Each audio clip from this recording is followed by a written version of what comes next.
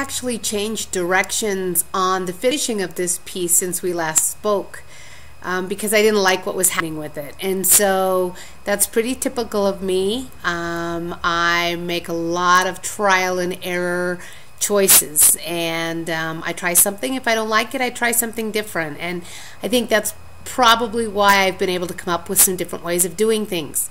So after I painted it black, which would be the first step anyway, I decided that I wanted to try using a crackle finish on it. I didn't want to use high color anyway on the first part of it. So what I did is, after painting it black, I sprayed it with this Crackle Creations base coat, and then I sprayed it again with the top coat. And if you can see here on the bottom, this is supposed to create a crackle look on your sculpture.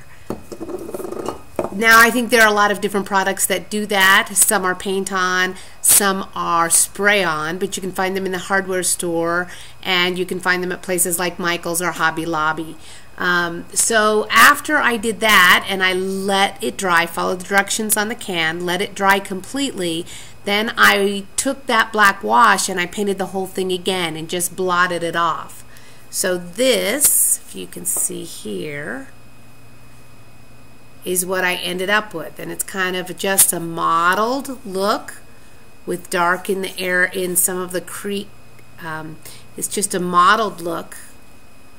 And I see a few places I want to clean up the drips, but it's pretty irregular, and I think it's interesting looking. Now, the next thing that I will do after I do this is I will take another kind of paint, perhaps something that has a bit of a metallic in it, like bronze or something, and actually I put it on my hands, and then I just take and I rub the whole piece with it. And what that does is kind of gives an irregular look to it.